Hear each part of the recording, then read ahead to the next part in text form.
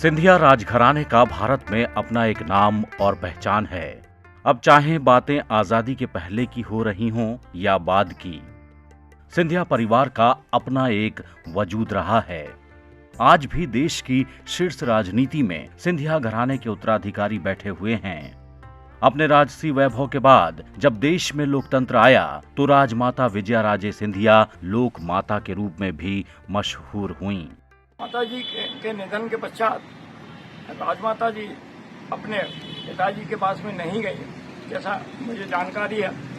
और उनका बालकाल शिक्षा सागर में ही जो कन्या महाविद्यालय या कन्या स्कूल है वहाँ पे हुआ, और यहीं पे टोटल उनका बालकाल युवा अवस्था यहीं पे हुआ। और यहीं इसी परिवार से उनकी शादी ग्वालियर राजघराने में, सिंधिया राजघराने में हुई। राजमाता विजयाराजे सिंधिया का जन्म 12 अक्टूबर 1919 को मध्य प्रदेश के सागर शहर में हुआ था। अपने ननिहाल में जन्मी राजमाता सिंधिया का बचपन का नाम लेखा देवेश्वरी देवी था। उन दिनों उनके पिता ब्रिटिश सरकार में डिप्टी कलेक्टर हुआ करते थे। बात है कि मेरे जो परदादा जी थे उनका नाम था प्रिंस खड़ग शमशेर जंग बहादुर राणा। वो नेपाल से सागर में आकर के बसे।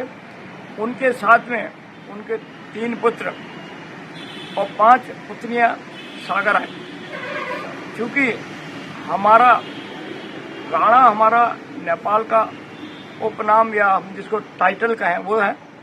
अदरवाइज हम लोग सिसोदिया राजपूतों में से आते हैं और हमारे यहाँ पे शादियां राजपूतों में होती हैं। देवेश्वरी बहुत खूबसूरत थीं। ग्वालियर राजघराने के महाराज जीवाजी राव सिंधिया ने 1942 में जब उन्हें मुंबई के ताज होटल में पहली बार देखा तो पहली ही नजर में उनको पसंद कर शादी का फैसला लिया। जीवाजी राव और देवेश्वरी देवी की शादी को लेकर काफी विरोध हुआ, लेकिन जीवाजी राव ने सभी विरोधियों को ताक पर रखकर देवेश्वरी देवी से शादी की और विजयाराजे सिंधिया नाम दिया। यहीं से लेखा देवेश्वरी देवी का सफर विजयाराजे सिंधिया के रूप में शुरू हुआ। ये सफर राजमाता से लोक माता तक गया। राजतंत्र में उन्हें राजमाता का दर्जा हासिल हुआ। इनका जन्म 12 अक्टूबर 1919 को सागर के नेपाल हाउस या नेपाल पैलेस के नाम से भी जाना जाता है, वहां पर हुआ था। इनके पिता जो थे महेंद्र सिंह, वो जालौन जो वर्तमान में उत्तर प्रदेश का एक जिला है वहां के डिप्टी कलेक्टर थे। और इनका बचपन का नाम विजयाराजे सिंधिया का लेखा देवेश्वरी देवी था और ये अपने पिता की दूसरी पत्नी की संतान थी। बाद में इनका लालक पाने यहीं पर हुआ और 1942 में ये मुंबई के ताज होटल में जीवाजी राव सिंधिया से मिली।